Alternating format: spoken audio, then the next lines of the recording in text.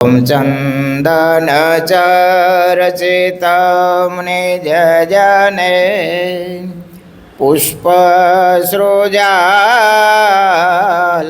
કૃત પ્રાત સૂર્યમયુખસેવિતમુખં શ્રી ચંદ્રશાલોપરી ऋत्वारोटकमेकपाणितलके वङ्क्त्वानस्तेन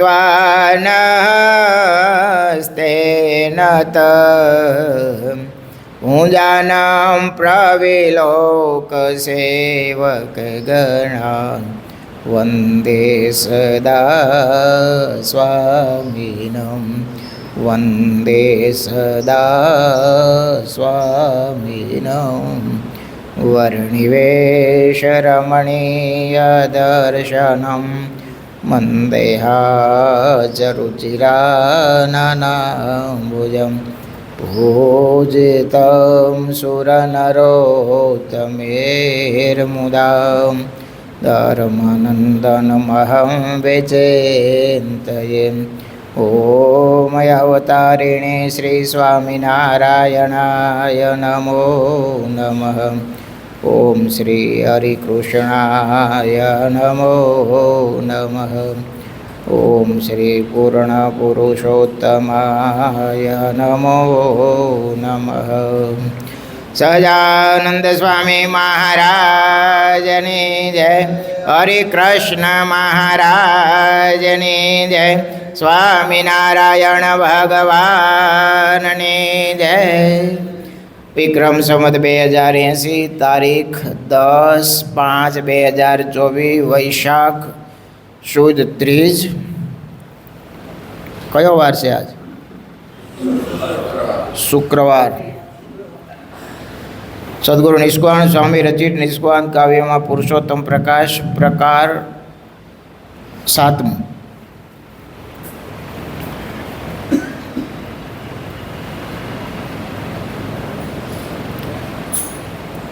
अष्ट प्रकार जोशो विध विधे जो विचारे रे भैरायर्थे से यति भारी रे तेमा धन ने स्त्रियानो त्याग रे घणो कयो से करी विभाग रे अष्ट प्रकारे तजवी नारी रे तेम धन तजवू विचारी रे कोई देश काल क्रिया संगे रे एथी अवळू रे भूयष्ट अंगे रे सहु जाण जो जन एम पैंडे रे धन स्त्रिया बे नथी ब्रह्मांडे रे एम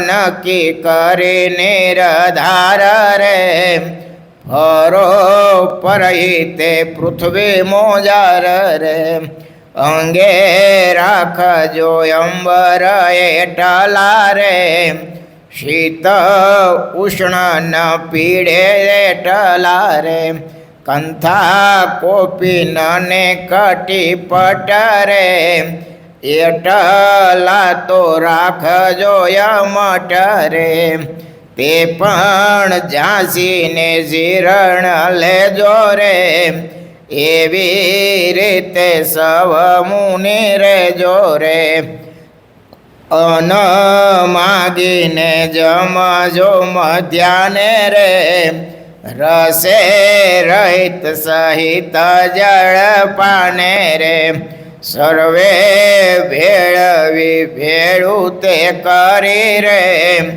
समझो एक वार भाव भरी रे। सहजानंद स्वामी महाराजनी जय। શું કહે છે સ્વામી? આ તો બધું અમારું આવ્યું કા?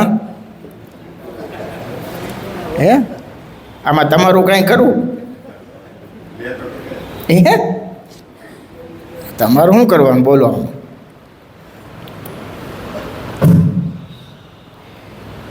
તમારે ખાલી એટલું જોવાનું કે આ એ પ્રમાણે રહેશે કે નહીં. જોવામાં પાછું બીજું ઉપાધિ. હે જોતા આવડે તો થાય, પણ એ પાછું અઘરું. અગ્નિમાં હાથ નખાય નહીં, એને તાપી લેવાય. શું કરાય? એમાં મજા. એને જેટલો તમે ફોડો ને એટલો તાપ વધારે લાગે અને દાજી વધારે. બહુ હકીકત છે. પણ છતાંય જોવો એ મુમુક્ષુની ફરજ છે. ગુરુદેવ શાસ્ત્રી મહારાજ કહેતા કે ગ્રહસ્થ ભીંડો લેવા, ભીંડાનું સ્વામી દ્રષ્ટાંત આપતા. ભીંડો લેવા જાય, હવે 3 કલાકમાં ધૂળ ભેળું ધૂળ થઈ જવાનું છે, તો એક એક સિંગ આમ આમ પેલું કરીને લે કે આ ગઈઢો નથી ને. આત્મકલ્યાણ જોઈએ છીએ તો એમાં કાંઈ તપાસવું પડે કે નહીં? કાયમ જેની સાથે રહેવું છે, જેનું ભેગું રહેવું છે, એનો તપાસ કરવાનો કે નહીં? પણ લગભગ એ બારી બધાય બંધ રાખતા હોય છે. તો કે આપણે ભગવાનના માનીને આપણે પગે લાગો, આપણે કાંઈ જોવું નહીં, એને જે કરવું એ કરે. એલા ભાઈ, એને તો જે કરવું એ કરે, પણ તારે ક્યાં જવું છે? તારે એની હારે જવાનું કે નહીં? એ બહુ અઘરું હોય છે. અને આજ તો જોવું એ અઘરું, ક્યાં જોવું ને કેમ જોવું એ વિચારવું અઘરું છે. બહુ મુશ્કેલ છે. પિતાંબર ભગત હતા, આકડિયા, મોટા આકડિયા. તે નાનદાસ સ્વામી વખતની વાત છે. એ ભગતને એકાંતિક ભગત મહારાજના મોટા સંતોને સેવેલા, બધા ગુણનાથ સ્વામીને એવા સમાગમ કરેલા. એ તો કંઈ બાલ મુકુદાસ સ્વામી, એમાં કંઈ પછી ખામી તો હોય નહીં. એનાથી સંતોની પરીક્ષા કરવી. પરીક્ષા એટલે જોવું એમ. તેને સંતોને આમંત્રણ દીધું અને રસોઈ રાખી, દૂધપાકની રસોઈ રાખી. છે નહીં? દૂધપાકની રસોઈ. સંતોની પંક્તિ થઈ, પથ્થર મુકાણા. તમને ખબર તો છે ને, અમે લાકડાના પથ્થરમાં જમતા હોય છે. બધું ભેળું કરીને પાણી નાખીને પછી દાળ ભાત હોય કે લાડુ હોય કે જલેબી હોય કે છાશ હોય કે ભાત હોય કે દહીં હોય કે દાળ હોય કે જે હોય, બધું ભેળું કરી પાણી નાખી અને પછી જમવાનું. અને કાયમ માટે અમારા છેલ્લા શ્વાસ સુધી અમે પથ્થર અમારી હારે જ જાય. અમે જ્યાં જઈએ ત્યાં સાથે જ લઈ જઈએ. પૂજા અને પથ્થર બે અમારી સાથે જ હોય, કાયમ માટે ફિક્સ હોય. એમાં નાના મોટાનો મેળ નથી હો. પાછું ભગવું કપડું પહેર્યું ત્યાંથી અમને સંપ્રેમ ભેટ હોય છે અને કાયમ માટે એ સાચવવાની હોય છે, જાળવી રાખવાની. સાજો માંદો થયો તો વાત જુદી, પરિસ્થિતિ પ્રમાણે. બાકી એ કાયમ માટેનું હોય છે. પછી પાછું જોગી સ્વામી તો આજીવન ખૂબ હોય, સાબુક આખું પાણી ભરી નાખે. અમે તુંબડામાં પાણી ઓછું આપવું પડે, નકર સ્વામી પાછું આખું ઠલવી દે, એટલું બધું પાણી નાખે. વધુ ભેળું કરી અને એક જ વાર જમવાનું. એટલે એ નાનીદાસ સ્વામીની પંક્તિ થઈ. પેલા દૂધપાક પીરસાય, રોટલી પીરસાણી, વાહે દાળ શાક. દાળનો ડંકો જ્યારે નાખ્યો તો ઓલા ભગત કે સ્વામી વાંધો નહીં, આવવા દો આવવા દો, ભગવાનનો પ્રસાદ છે ને. હે ઓલા મીણા દંડવડ કરવા કે સ્વામી મેં તો પરીક્ષા કરવા માટે પણ તમે ખરા નીકળ્યા હો.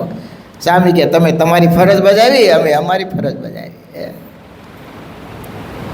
એ તો ભાવ, આત્મીયતા, પ્રેમ, મહિમા એ વસ્તુ આખી અલગ છે. મહારાજ કે તમારે જેટલા કપડાં જોઈ એટલા રાખજો, એક ટાઈમ ભોજન કરજો. આમ તો અમારા ધર્મામૃતમાં એવું નિયમ છે, અમારી વાતો ખાનગી તમને કહેવાય નહીં, પણ તમે બધા સો શ્રદ્ધાવાળા અને મહિમાવાળા એટલે કે કહેવામાં દોષ નથી.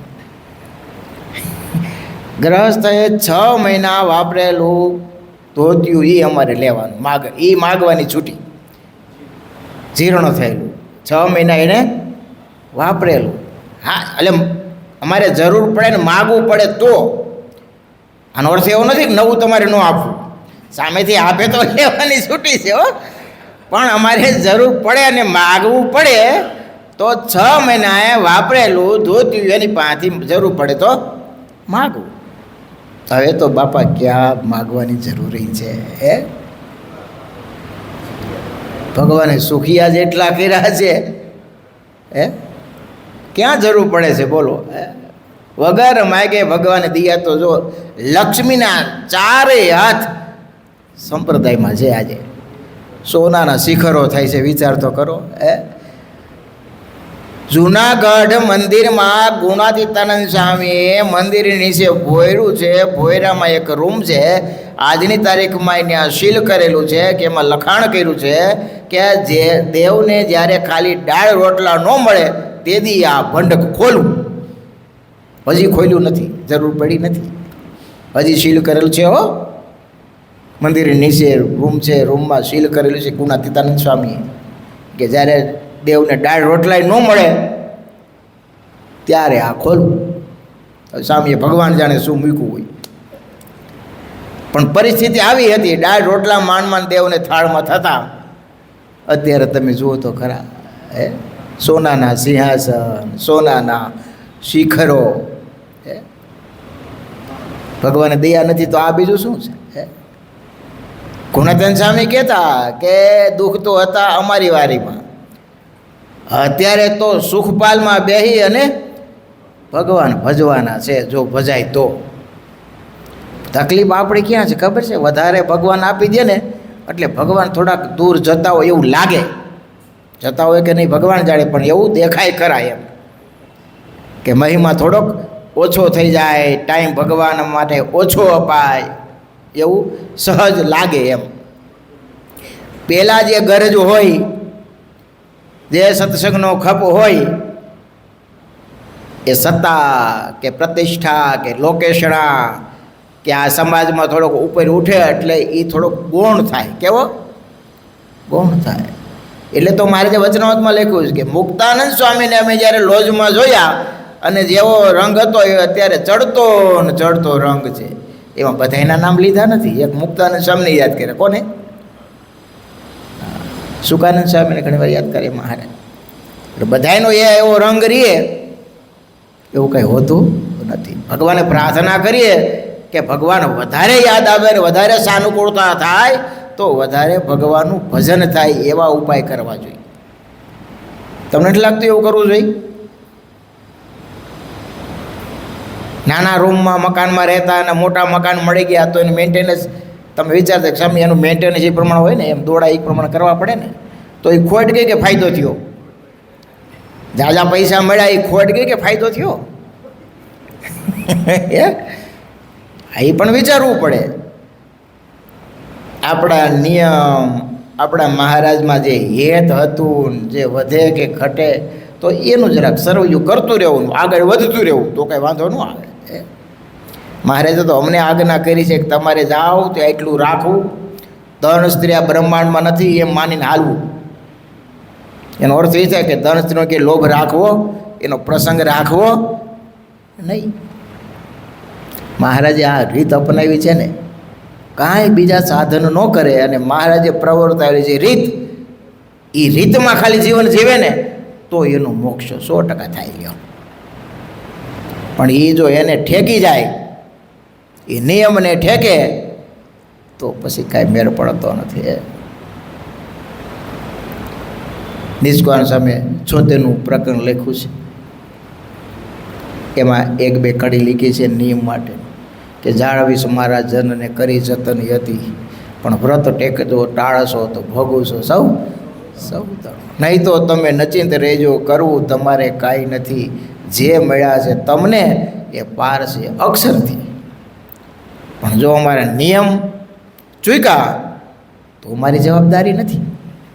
અને જો નિયમને વળગીને રહ્યા અને કદાચ અધૂરું રહ્યું તો મહારાજ કે ચિંતા કરતા નહીં, હું બેઠો છું, તમને ઠેઠ અક્ષરધામમાં પુગાડીશ. મહારાજે એક વચનામૃતમાં દૃષ્ટાંત આપ્યું છે કે લડાઈ લડાતી હોય, એકની સાથે સુરવીર લડવા આવે ને એકની સાથે પેલા થોડાક નબળા આવે તો કદાચ નબળા હોય હારી જાય, સહજ છે.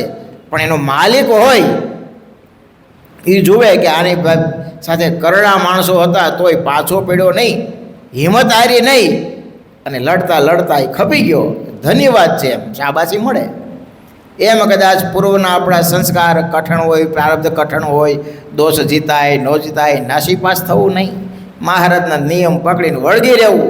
છેલ્લે સુધી કદાચ ભગવાન દર્શન દે હેત જોઈએ એવું ન થાય, આપણે ધાર્યું એવું, પણ તોય મહારાજ જોવે છે કે આ પુરુષાર્થ કરતો હતો, પ્રયત્ન કરતો હતો, હિંમત હાર્યો નથી હો. પછી ભગવાન એકવાર કૃપા કરે ને એટલે બધા સાધનની સમાપ્તિ થઈ જાય. આજે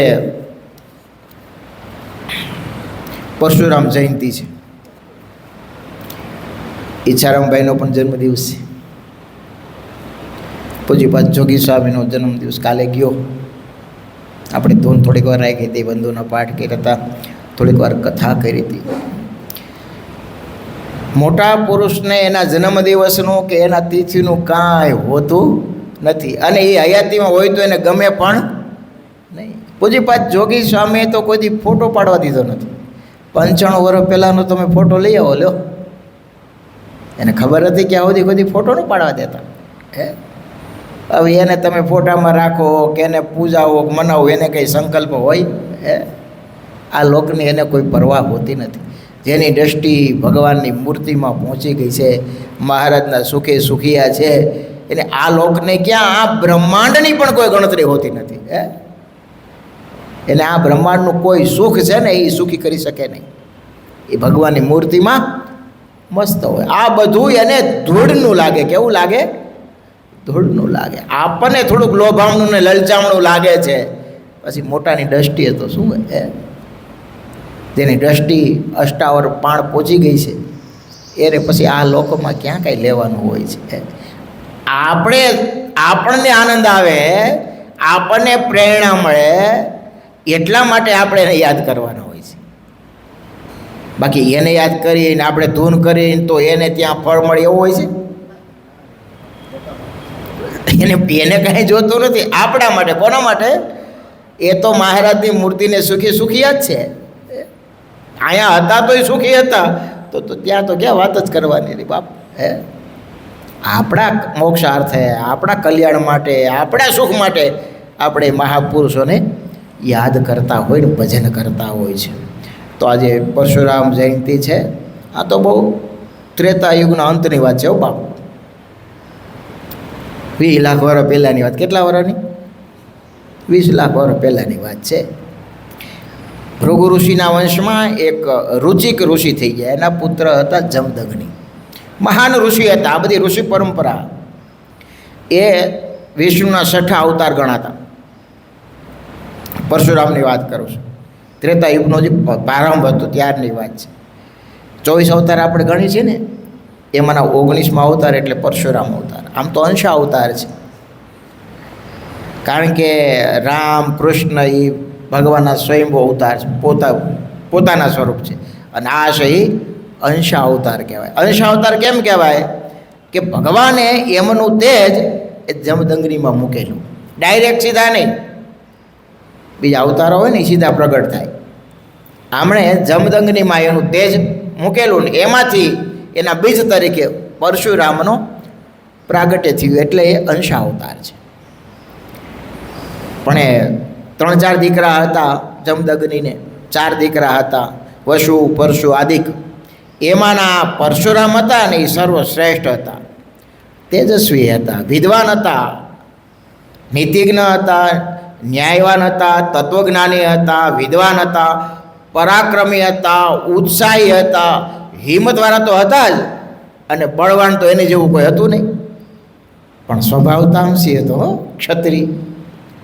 ક્ષત્રિય તત્વ ગુણમાં એ શ્રેષ્ઠ હતા.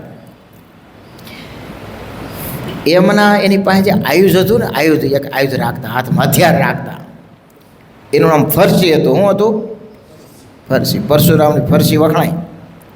હવે તમે કલ્પના કરો, મહાદેવ એમના ગુરુ હતા, શિવજી પોતે એની પાસેથી વિદ્યા શીખાતા. હવે બધી વિદ્યા તો શિવ ગોળીને પી ગયા છે. એમની પાસે એટલે ઘણા વર્ષો સુધી કૈલાસમાં રહ્યા પરશુરામ. એમના માતાનું નામ હતું રેણુકા દેવી. એ પણ મહાન પતિવ્રતા સ્ત્રી હતા. આ ભીષ્મ, દ્રોણાચાર્ય એ બધાય પરશુરામના શિષ્ય હતા.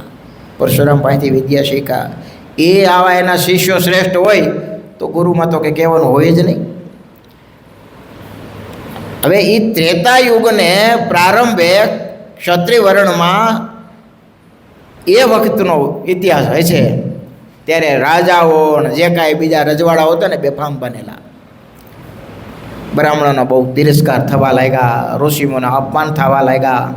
એટલે ભગવાનની પ્રેરણાથી જ આ પરશુરામનો પ્રાગટ્ય થયું એવું પુરાણોમાં કહે છે. એમના પિતા જમદગ્નિ એ વખતે ઋષિ હતા, એટલે એને બધું સાંભળ્યું, આ વાતાવરણ જોયું કે બ્રાહ્મણોનું અપમાન થાય છે, ઋષિઓનું જોઈએ એવું સુખ મળતું નથી, આ રાજાઓ બધા ઉદ્ધત બન્યા છે, તો આને દંડ દેવો. આવું એને થોડુંક જમદગ્નિ મનમાં ખેદ ને દુઃખ થાય. એમાં બરાબર વિષ્ણુ ભગવાન એનું તેજ એ આ જમદગ્નિમાં મૂક્યું અને એના અંશા અવતાર એ આ પરશુરામ થયા. હવે એના શિષ્ય થયા એટલે એને ત્રંબક નામનું એક ધનુષ્ય પણ પરશુરામને કોણે આપેલું? શિવજીએ. એ બહુ વજનવાળું હતું, ભલા એને કોઈ ઉઠાવી ગયા એવું નહોતું. આમ તમને આશ્ચર્ય પાછું થાય કે પરશુરામ છે ને એ વિશ્વામિત્રની બેનના પૌત્ર થતા હતા. વિશ્વામિત્ર. પરશુરામનો આશ્રમ ગંગાના કિનારે હતો. એ વખતે ભારતના ચક્રવર્તી સમ્રાટ સહસ્ત્રાર્જુન એનું રાજ્ય હતું. એ આખા પૃથ્વીનો રાજા હતો. અને 1000 એને હાથ હતા. 1000 હાથ હતા અને 1000 દીકરા હતા. એ પણ શૂરવીર હતા, પરાક્રમી હતા. અને આશ્ચર્ય તો એ છે કે આ રેણુકા દેવી છે ને, જે જમદગ્નિના પત્ની, એમના બેન, એમના લગ્ન આ સહસ્ત્રાર્જુનની સાથે થયેલા. એટલે રાજા આમ ફરતા ફરતા જમદગ્નિના આશ્રમમાં આવ્યા. રેણુકા બે બહેનો મળ્યા. ઘણા વર્ષો પછી બે બહેનો ભેગા થયા, સમાચાર પૂછ્યા, બેઠા, અને આખું સૈન્ય હતું સહસ્ત્રાર્જુન. તે એનું એટલું બધું સ્વાગત કર્યું, એવા સ્વાદિષ્ટ ભોજન આખા સૈન્યને જમાડ્યા. અને પાછા થોડીક જ વારમાં સહસ્ત્રાર્જુન એમ થયું આ ઋષિ છે, ઝૂંપડી બાંધીને બેઠા છે, આટલી બધી સંપત્તિને આટલું સારું સ્વાગત, આ બધું અચાનક ક્યાંથી બધું થયું આને? એટલે રાજાને થોડુંક આશ્ચર્ય તો થાય, સહજ છે.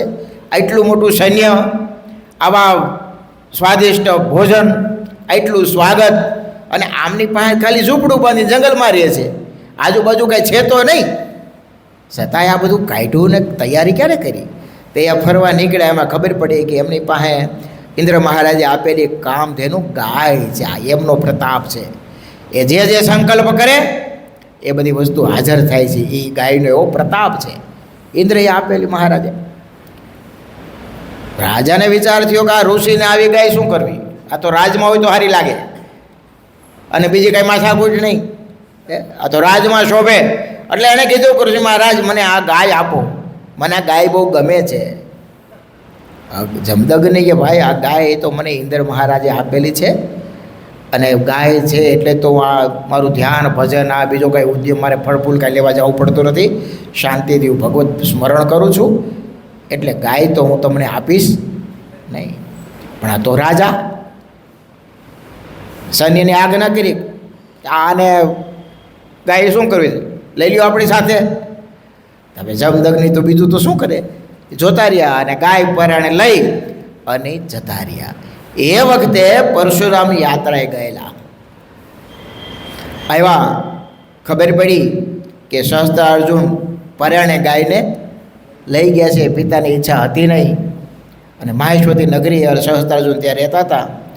અને ફરસી લઈને ઉપડ્યા, પડકાર કર્યો કે સત્વર મને આ ગાય મારી પાછી આપી દો, નહીંતર મારી સાથે યુદ્ધ કરવા માટે તૈયાર થઈ જાઓ. કા મને ગાય પાછી આપી દો, અને કા મારી સાથે યુદ્ધ કરો. એકલા પરશુરામ અને ઓલાના કેટલા દીકરા? 1000 દીકરા. અને સહસ્ત્રાર્જુન ચક્રવર્તી સમ્રાટ હતો, મહાયોદ્ધો હતો. 1000 તો એને હાથ હતા. અને આણે એકલાય પડકાર કર્યો, ઋષિનો સંતાન. અને સહસ્ત્રાર્જુને પણ ક્રોધ છેડ્યો. એણે પડકારને ઝીલો કે આવી જાય, યુદ્ધ કરવું હોય તો ગાય હું આપીશ નહીં.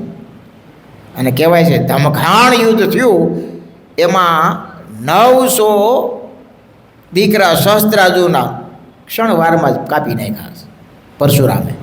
આ તો ભાઈ ભગવાન અંશાવતાર, એને ક્યાં વાર લાગે. અને પછી ફરસી એ બાજુ ફેરવી સહસ્ત્રાર્જુન બાજુ, એના 1000 હાથ કાપી નાખ્યા. ઓ છોકરા, તેને એમ થયું આ તો બાપાએ ગયા અને ભાઈઓ ગયા, આપણે જીવું તું રહેવું તો ભાગો. એટલે સહસ્ત્રાર્જુનના છોકરા ભાગી અને બીજે જતા રહ્યા. પરશુરામ ગાય લઈ અને આશ્રમમાં પાછા આવ્યા. જમદગ્નિએ જોયું કે આ તો રાજાને મારીને આવ્યા છે. રાજા વગરની પ્રજા તો દુઃખી બહુ થાય, અને રાજાને માર્યું એ તો પાપ કહેવાય. તારે પ્રાયશ્ચિત કરવા માટે પાછું જવું પડશે યાત્રા કરવા. અને એ વખતે પ્રાયશ્ચિત માટે યાત્રા, બીજું કંઈ સાધન હોય નહીં, યાત્રા કરે, પગપાળ યાત્રા કરવાની તીર્થોની, અને અમુક વર્ષો સુધી યાત્રા કરવાની. તો ઉપડ્યા પાછા યાત્રા કરવા. યાત્રામાં નીકળી ગયા. એકવાર ઘટના એવી ગઈ હતી કે રેણુકા દેવી ગંગા કિનારે પાણી ભરવા ગયા, એમના જમદગ્નિના પત્ની. 4 દીકરા હતા, 3 ઘરે હતા. રેણુકા દેવી પાણી ભરીને પડો ગંગા કિનારે ગયા.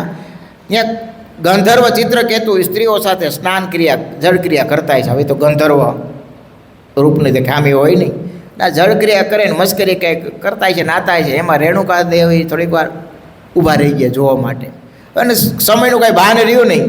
ઓલા સ્નાન કરતા હતા ને આ જોતા હતા. અહીંયા જમદગ્નિને એમ થયું કે રેણુકા આટલા જલ્દી આટલું મોટું થાય ને ગયા ક્યાં? આ તો બધા યોગ સમાધિવાળા હતા. જ્ઞાન દ્રષ્ટિથી જોયું સમાધિમાં કે રેણુકા દેવી ગંધર્વ સ્નાન કરે છે ને ત્યાં જોવા ઊભા છે, ખોટી થયા છે. અને એવા ક્રોધી ત્યાં જમદગ્નિ આવે એટલી વાર, ક્યાં તો થોડી વારમાં તો રેણુકા દેવી આશ્રમમાં આવ્યા.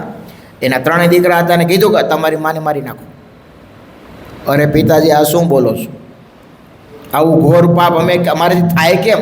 અમારી જણેલી, અમને જન્મ આપનારી માં, એને અમારે મારવી? પિતાજી, આ તમે શું બોલો છો? તો કે આ મારી આજ્ઞા છે, મારી નાખો. અને આખા જમદગ્નિ ધરું જેવો. પરશુરામ તો યાત્રાએ હતા. આ 3 દીકરાને આજ્ઞા કરી, દીકરા સહમત થાય નહીં. રેણુકા દેવી ઊંધું કરીને ઊભા છે, નીચું મોં રાખીને. એમાં બરાબર પરશુરામ આવ્યા. પિતાજીને ક્રોધાયમાન જોયા, નાની હતા, વિચક્ષણ હતા. એણે જોયું કે જો આ પિતાનું માનીશ નહીં, જાણ્યું બધું કે માને મારી નાખવાની આજ્ઞા કરે, તો પરશુરામ કે સારું, કોલા જમદગ્નિ કે બેટા આવ્યો તો સારું કર્યું. આ તારા 3 ભાઈઓ ને તારી માને 4ને મારી નાખ. મારું માનતા નથી, પિતાની આજ્ઞા માનતા નથી, તું 4ને મારે આ માથા ડૂલ કરી નાખ. થોડીક વાર તો સ્તંભી ગયા. હવે ભાઈ વિચાર તો આવે પણ નહીં. ક્ષણવારમાં નક્કી કરી લીધું, જો પિતાને ના પાડી છે એટલા ક્રોધાયમાન છે, પાડીને અમને બધાને ખાપ કરી નાખશે. અને બીજો વિચાર તત્કાલ એ આવ્યો કે પિતા પાસે સંજીવની વિદ્યા છે, કદાચ હું મારી નાખી મને કંઈક માગવાનું કહે છે ને મારી ઉપર રાજી થાય તો એ સજીવન કરી શકે એમ છે. નહીં તો અમારે બધાને જવાનું જ છે. ભાઈને ખાપ કરી દે. તો શક્તિવાળા હતા. તરત વિચાર કીધા ભેગું જ બધા 3 ભાઈઓને માથા ઉડાડી દીધા, અને રેણુકા દેવી એના માતા હતા એનું માથું ઉડાડી દીધું. જમદગ્નિ રાજી થઈ ગયા. બેટા, તે મારી આજ્ઞા પાડી. માઈક તારી પર બહુ રાજી થયો. એ કે આ બસ આ ભાઈઓને હાજા કરો, માને બેઠી કરો, પણ આ એક શરત પિતાજી, એને ખબર ન પડે એમ. એ જાગે ત્યારે એને હાજા થાય ત્યારે ખબર ન હોવી જોઈએ કે મેં એને મારી નાખ્યા છે. જો હાલો વચને બાંધી લીધા પાછા, બોલો. અને એમ કરીને એ 3ને 4ને બેઠા કર્યા. હવે પાછું પ્રાયશ્ચિત કરવા માટે કે તે પાપ તો કર્યું, ભાઈને માર્યા, માને મારી, દોસ્તો લાગે. અને ભાઈઓને લઈને તું યાત્રા કરવા નીકળી જા. હવે 4 જણા યાત્રા કરવા નીકળી. અહીંયા જમદગ્નિ કાયમના ક્રમ પ્રમાણે યજ્ઞ કરે છે, હોમ કરતા હતા. હવે સહસ્ત્રાર્જુન જે ઓલા 100 દીકરા બચી ગયા હતા ને, એને વિચાર કર્યો કે આશ્રમમાં કોઈ છે નહીં, જમદગ્નિ રેણુકા એકલા છે, પિતાનો વેર લેવું. આવ્યા આશ્રમમાં 100 જણા. અને જમદગ્નિ જ્યાં યજ્ઞ કરતા હતા, આવીને સીધું માથું કાપીને ઓમી દીધું. રેણુકા દેવી એટલા ભભડાટ કરે, રુદન કરે, રોવે. એમ કહેવાય છે કે રેણુકા દેવીએ શોકમાં 21 વખત છાતી કૂટી છે. પરશુરામ તો હતા નહીં, દીકરા બીજા હતા નહીં, યાત્રા કરવા ગયા હતા. પણ પરશુરામે એની દિવ્ય શક્તિથી બધું જાણ્યું, જોયું કે સહસ્ત્રાર્જુનના છોકરાઓ આવીને પિતાનો શિરછેદ કર્યો છે. માં રુદન કરતી કરતી 21 વખત એને છાતી કૂટી છે. અને ત્યાં એણે યાત્રામાં પ્રતિજ્ઞા કરી કે 21 વખત આ ધરતીને ક્ષત્રિયહીન કરી નાખું, બધાને મારી નાખું. આ પૃથ્વી ઉપર એક ક્ષત્રિય રહેવાનો હતો. આવી પ્રતિજ્ઞા પરશુરામે કરેલી. આવ્યા ઘરે, માં એટલું રુદન કરે છે, પરશુરામ જોઈ શકતા નથી, માથા કૂટ પછાડે છે. પરશુરામ પાસે પણ સંજીવની વિદ્યા હતી, પિતા પાસેથી પ્રાપ્ત કરેલું જ્ઞાન હતું. તરત પિતાને બેઠા કર્યા, માં શાંત થયા. પણ પ્રતિજ્ઞા લીધેલી હાથમાં ફરસી ઉપાડી અને નીકળી પડ્યા. જે અધર્મી રાજાઓ એ વખતના હતા, કાપી કાપીને મોટા માથાના ઢગલા કર્યા. એટલું નહીં, લોહીના કુંડ ભર્યા. અને 21 વખત આ પૃથ્વીને ક્ષત્રિય હોળી કરી નાખી. જ્યાં જ્યાં ક્ષત્રિય જોયો નથી ને માથું કાપ્યું નથી. અને લોહીના 5 કુંડ ભર્યા. કેટલા? 5 કુંડ ભર્યા. અને જે ક્ષત્રિયોમાં જનક રાજા અને બીજા જે દશરથ મહારાજ હતા અને એ બધા હતા, એ રેણુકા દેવી પાસે આવ્યા, એને શરણે આવ્યા. એની સ્તુતિથી એ ઉગરી ગયા, બચી ગયા. પછી આખી વંશ પરંપરા, સૂર્ય વંશ પરંપરા ત્યાંથી ચાલી. આ બધો ઇતિહાસ પૂરો થયો. પછી તો આપણે જાણીએ છીએ કે સીતા સાથે ભગવાન રામના લગ્ન થયા, ધનુષ ભંગ થયું. પણ પરશુરામ આ બધું પૂર્ણ કરીને સારા જે રાજાઓ હતા એને પાછું થોડુંક રાજી આપ્યું, જે વધ્યા હતા એને. અને એક ઋષિ હતા, કશ્યપ ઋષિ, એ જીતેલી બધી જમીન કશ્યપ ઋષિને આપી દીધી. થોડાક વર્ષો વયા ગયા એટલે કશ્યપ ઋષિ કે પરશુરામ, મારા રાજમાં તમારે આવવું નહીં. લે, જીતીને આપ્યું બધું એને, અને પાછા મારા રાજમાં તમારે આવવું નહીં. પરશુરામ કે કાંઈ વાંધો નહીં. એ આમ દરિયા કાંઠે પહેલી બાજુ જઈને બીજી નગરી વહાવી, સૂર્યારક દેશ એનું નામ રાખ્યું. આજે જે કોંકણ નામથી ઓળખાય છે, એ સમુદ્ર કિનારે આવીને એ રહ્યા. તો એકવાર પરશુરામ ફરતા ફરતા વિદેશ જનક મહારાજ કહેવાય ને, એની નગરીમાં આવ્યા. જનક મહારાજે જોયા પરશુરામ પધારે છે, આસનથી ઊભા થઈને સ્વાગત કર્યું, ભેટા દંડવત પ્રણામ કર્યા, સિંહાસને બેસાડ્યા માનથી. બપોરે ભોજનનો સમય થયો એટલે પરશુરામ પાસે હથિયાર હતા, ફરસી અને ઓલું ધનુષ્ય ને એ ચોકમાં મૂક્યા અને ભોજન કરવા પરશુરામને બધા પધાર્યા. સીતાજીની ઉંમર 7 વર્ષની હતી. કેટલી? 7 જ વર્ષની. એણે ચોકમાં ધનુષ જોયું તો ઉપાડીને ઘોડો કરી રમવા લાગ્યા. પરશુરામ ભોજન કરીને આવ્યા ને 7 વર્ષની દીકરી, જે ધનુષ હજારો રાજાઓ ભેગા થાય તો ઉપડે નહીં એવું શક્તિશાળી ધનુષ, અને 7 વર્ષની દીકરી ઘોડો કરી રમતી હતી. પરશુરામ તો સ્તબ્ધ થયા. કીધું, જનક, આ કોઈ દેવી શક્તિ લાગે છે? નકર આવડું મોટું ધનુષ્ય આ આમ ઉપડે નહીં. આ તો સાક્ષાત શક્તિનો અવતાર છે, લક્ષ્મીનો અવતાર છે તારે ત્યાં. તો બહુ ભાગ્યશાળી છો. હવે એક મારું વચન માન. શું? આજ્ઞા કરો. આને એવો વર ગોદજી, એના જેવો બળ્યો, જે આ ધનુષની પણ ચડાવે ને એની સાથે આના લગ્ન કરજે. હો, ભલે. એ પરશુરામ ધનુષ ત્યાં મૂકી અને પાછા વિંધ્યાચલ પર્વત ઉપર ધ્યાન કરવા પોગી ગયા. ઇતિહાસ પાછળનો આપણે બધા જાણીએ છીએ કે રામચંદ્ર ભગવાન આવ્યા, ધનુષની પણ ચડાવી અને સીતા સ્વયંવરની માતા સીતા અને રામચંદ્ર ભગવાનના લગ્ન થયા.